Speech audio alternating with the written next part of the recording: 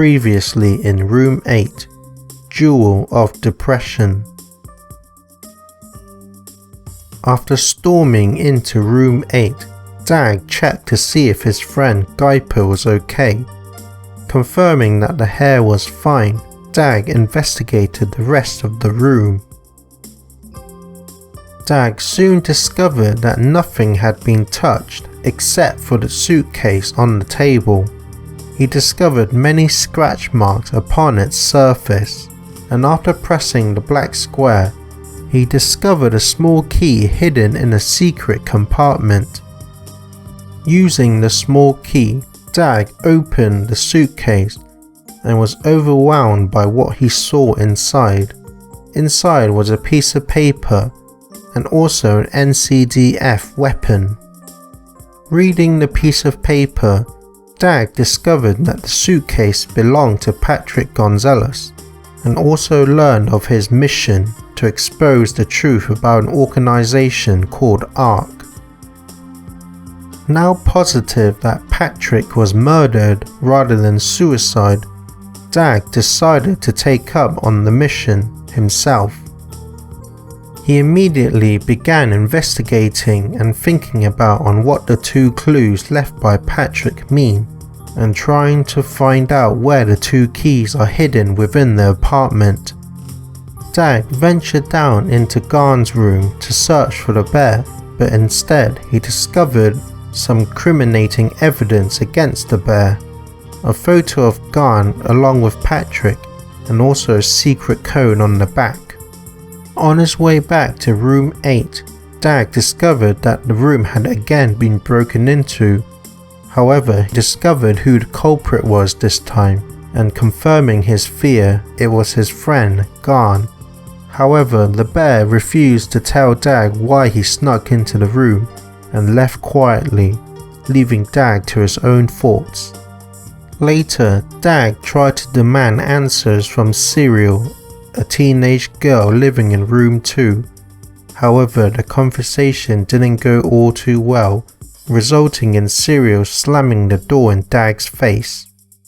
Bilf, a Rezel living in Room 1, then threatened Dag not to speak to Serial again, but Dag didn't take too kindly to the Rezel's words.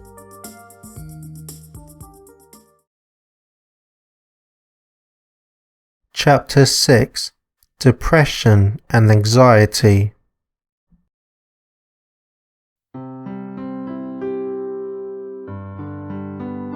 The next day, Dag has an appointment with his psychiatrist about his mental health. So after taking a quick shower, he checks his medication to see if everything is in order. Looks like I still have enough for a while. With his medication in check, Dag prepares himself to head for the appointment.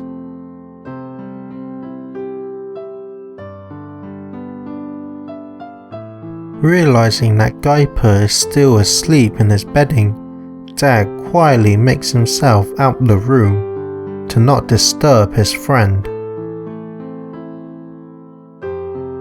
Dag gently makes himself down to the ground floor and exits the apartment.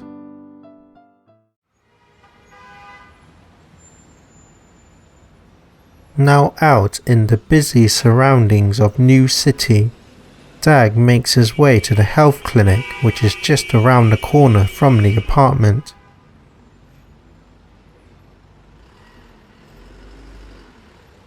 Since Dag always gets rather worried before an upcoming appointment, he takes a deep breath to relieve himself before stepping into the clinic.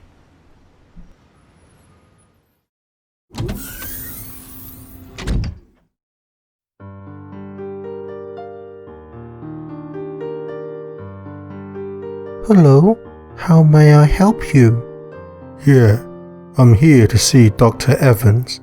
Name's Dag Paragon. Here it is, Dr. Evans at 10:45 for Mr. Paragon. Please take a seat just down that corridor and he will be with you shortly.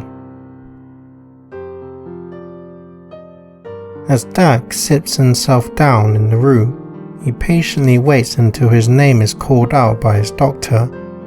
However, he's still worried whether he should discuss his findings on Patrick and Organization ARC with Dr. Evans. He sits quietly to himself as he succumbs to his deep thoughts, making him feel anxious as well as restless. Many thoughts are clouding Dag's mind. The betrayal of his friend Garn, the discovering of the NCDF weapon and Patrick's memo, as well as Bilf giving him a threat. All these thoughts cloud his mind as Dag is swallowed into his deep thoughts. Dag usually likes to see Dr. Evans because it's a place where he can unload all his thoughts and problems onto another who is willing to listen to him. However, this time is different. He's conflicted if he should mention all the stuff that he's been going through, as that could potentially put Dr. Evans in danger. But just as Dag is still in deep thought, a voice calls out to him. Dag? Yeah. Apologies for the wait. Are you ready to come in? Though he's still conflicted, Dag makes himself into Dr. Evans' room. Please, make yourself comfortable, Dag.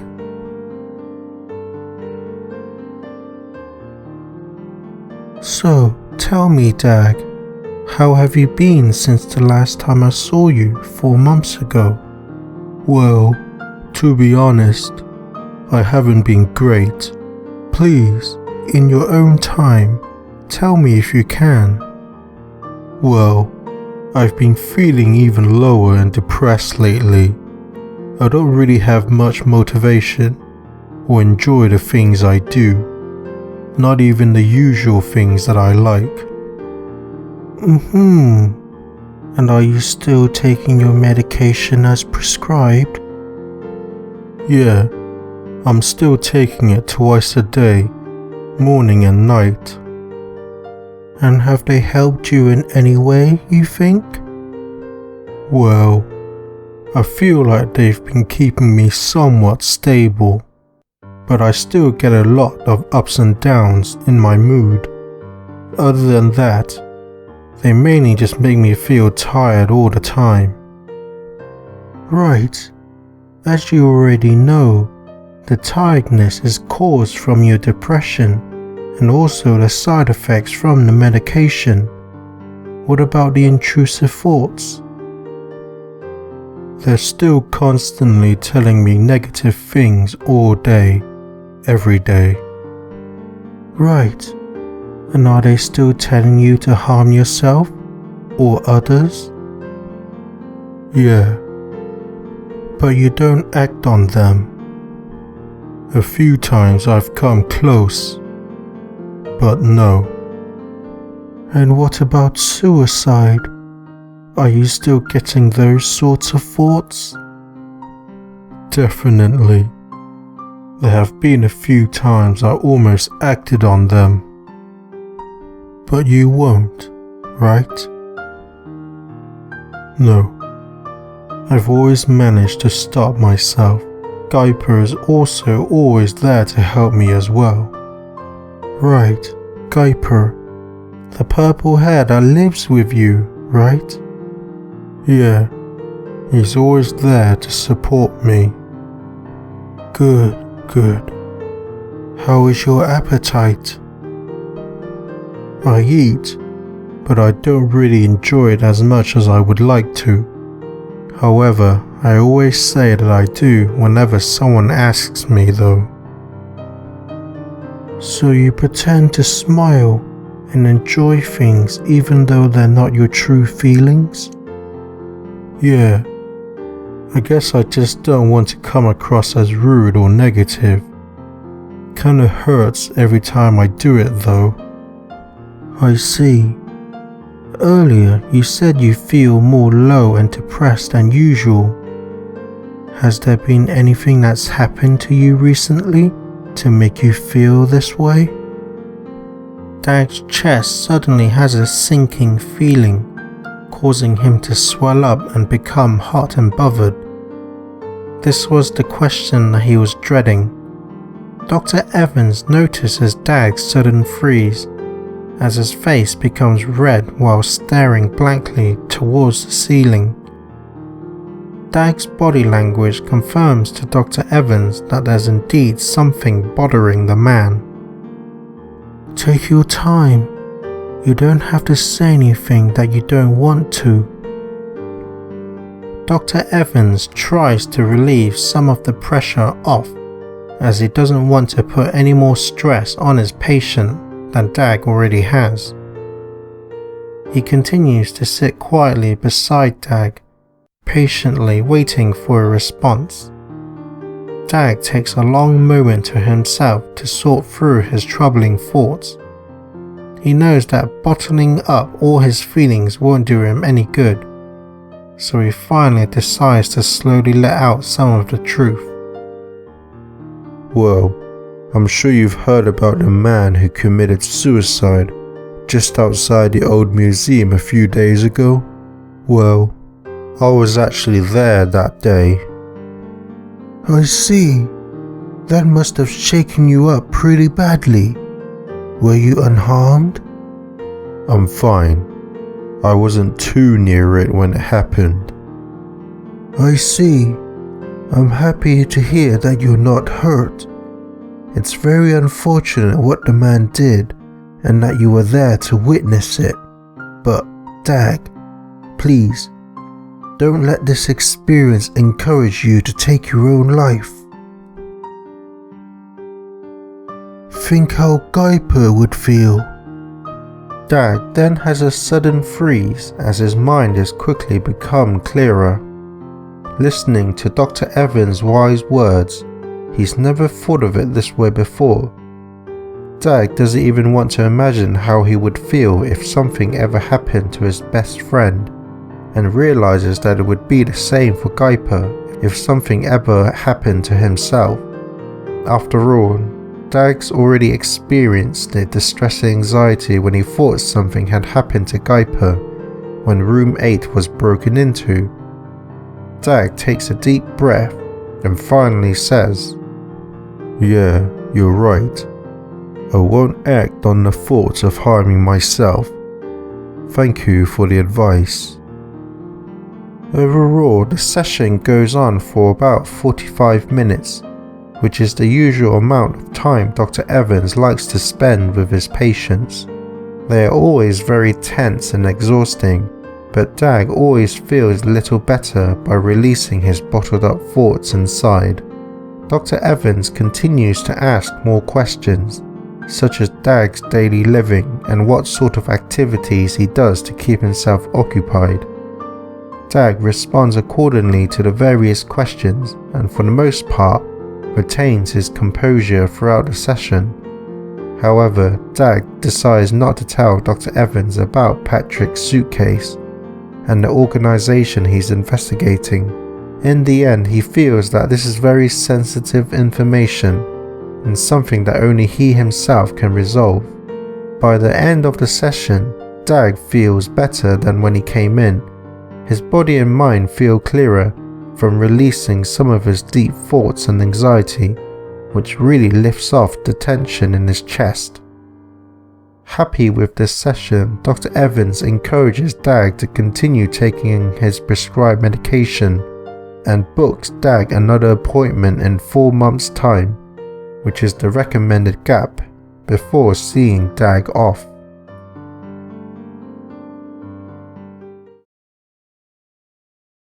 After thanking Dr. Evans for the session, Dag makes his way out of the health clinic.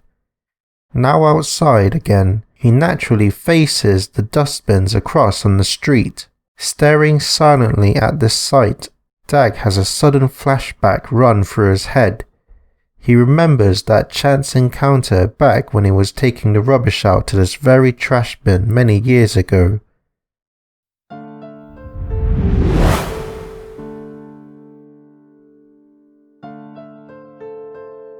After finishing his dinner, Dag takes out the rubbish to the dustbins around the corner, but when he opened the dustbin, he saw something out of the ordinary. What the? Man, you don't look so good. How could someone just dump you in there? Seeing the rodent's frail body covered in dirt and bruises, Dag can't help but feel sorry for the little fella, seeing the cut on the rodent's leg with blood pouring out. Fortunately, there's a clinic right behind, so Dag quickly takes the rodent there.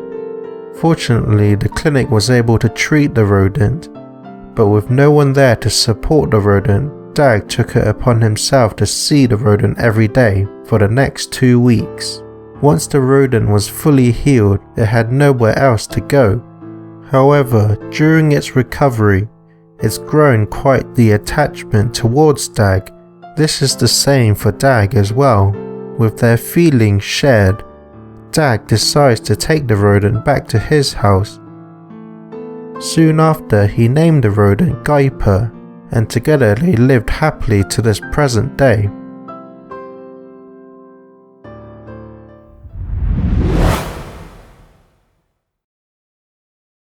All of these memories fill up Dag's body as he stares at the trash bin filled with nostalgia. He begins feeling that same warmth from back then and lets out a true smile. He sets his hand on his chest and soaks up the precious moment for a small while before moving on.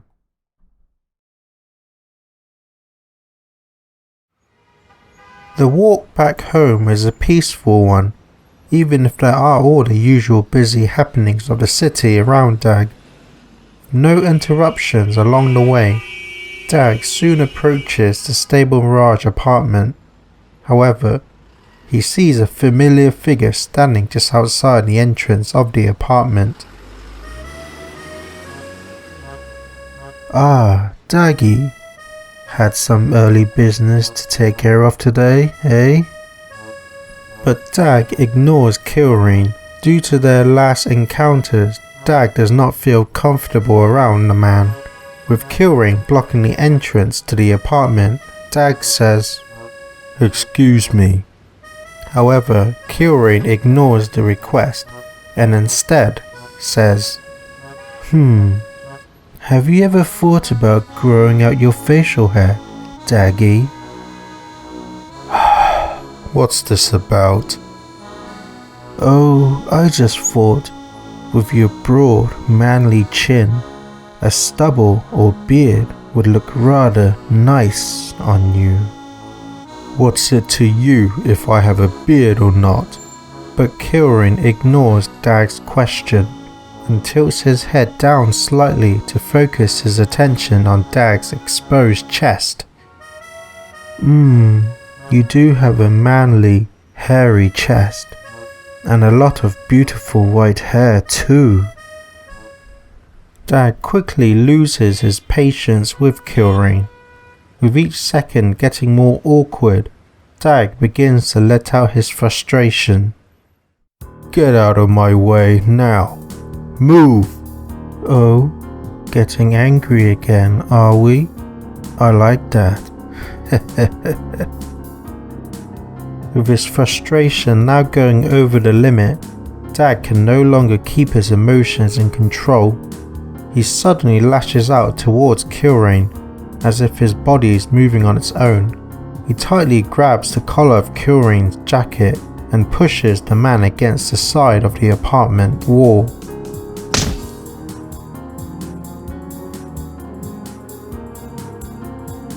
"Whoa, you're really mad now, aren't you? I so enjoy you taking control of my body like this." "You! I tried asking nicely, yet you still give me weird looks. Just what is your deal, pal?" "Careful, Daggy. You're causing a scene." Diverting his attention away from Kilrain, Dag takes a quick glance at the surroundings behind him. He sees that various pedestrians have indeed stopped to stare at the scene he's causing. Hey, what's going on over there? Are they fighting? Dad, what's that big guy doing to that little guy? Nothing, son. Just keep walking. As much as he hates to admit it, Dag knows that Kyorin is right and quickly releases his grip. With Kyorin now out of the way, Dag storms into the apartment, leaving Kyorin on his own outside. Ahem. Nothing to see here, unfortunately.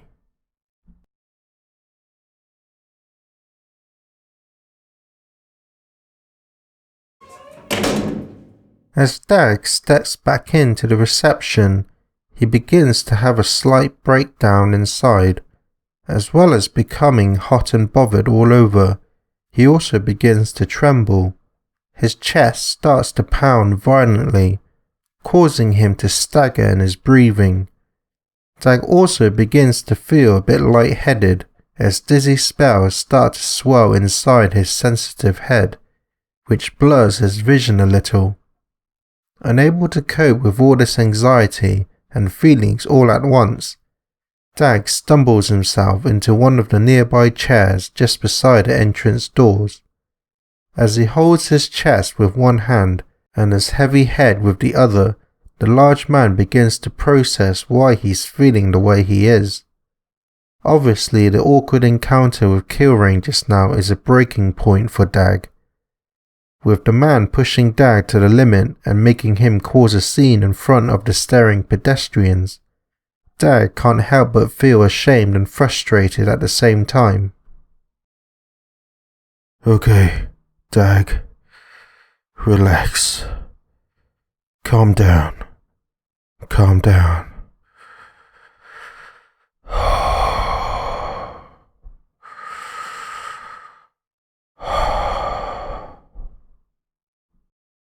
Calming himself down this way is a technique that Dag learned from Dr. Evans. Rather than dwell on the past, Dag tells himself to learn from this experience by first managing his anger and frustration. To avoid such a scene again, Dag knows that he needs to better control his anger and to not lose his temper so easily.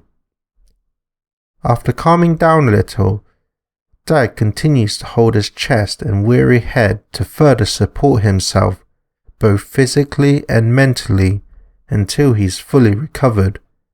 However, with his eyes closed and focused on his breathing, Dag doesn't notice the figure slowly approaching him. Dag? Are you not feeling well? Huh? Oh, yeah, I'm fine. Now, Dag. I can see that something be bothering ye. Tell me, what be going on? Well, it's that Kyorin. Every time we cross paths, he always gives me a top to bottom look and just keeps staring awkwardly at me. He even suggested that I grow a beard. I just have no idea what he wants from me. I see. Tell me, has he also tried inviting ye to join them for rum? And has he gotten especially close to your face? Yeah. Ha ha, I see.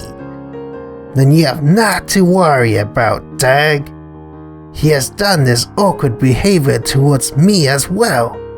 You see, Dag, he be gay. And he be into all the scallywags. Upon hearing Guard's explanation, Dag feels like a load has just lifted off from his shoulders. Hearing about Kyorin's sexuality quickly makes sense in Dag's head. With all the awkward encounters and tone of speaking now explained, Dag lets out a big sigh and says, I see. A voice then suddenly shouts from the top of the stairs, "Hey, bear guy! You, bear guy! Someone broke into my room! Now, calm down. Slowly now. Excuse me? My room was broken into, and you want me to calm down? Make yourself useful and check my lock, now! I said, calm down. Garn suddenly expresses a very sinister face, his eyes opening wide for a brief moment. This and his tone of voice is enough to silence even Serial. Although not directed at him, Dag can't help but feel uneasy, as this is the first time he's seen the bear act like this. He's seen the bear get angry a few times in the past, but never like this. Now, tell me, what exactly is your problem? I think my room has been broken into since I found door 2 hanging open upon my return. Can you come with me to check the room and the door lock? Certainly.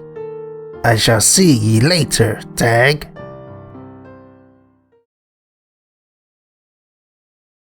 Scary. With Serial and Garn going up the stairs, Dag is now left alone in the reception area. There he begins to gather his thoughts together. So Serial's room was broken into as well? Could it have been Garn or a different culprit? And for what purpose? With all that has happened, Dag now has even more reason to speak with Serial, but with Garn occupying her at the moment, Dag decides to leave it for now, and to pass the time he decides to go have lunch at Light's Bite.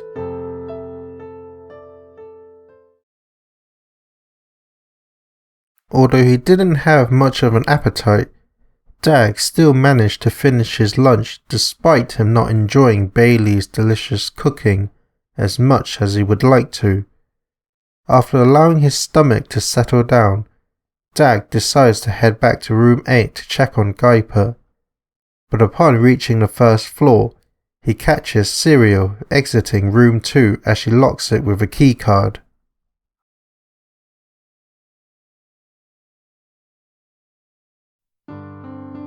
Hey, did Garn help you out with your lock? Don't see how that's any of your business. Look, I'm just checking up on you is all. Like I need you to check on me? Just who do you think you are? My grandfather? Just leave me alone! With Serial's infuriating outbursts ringing in Dag's sensitive ears, Serial stomps past and forcefully shoves Dag's large body out of the way. She then thunders down the staircase and disappears from sight. Okay, Dag, relax. Calm down. While calming himself down, door 1 suddenly opens.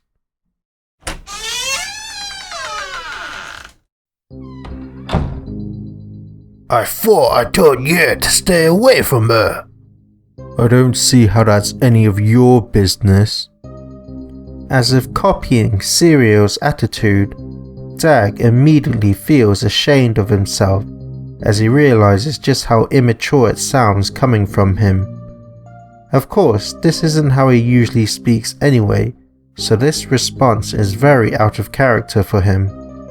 However, Bilf completely ignores Dag and brushes past to descend the stairs, and also disappears from sight. But rather than dwell on the past, Dag tells himself to learn from this mistake and focuses on continuing back to room 8.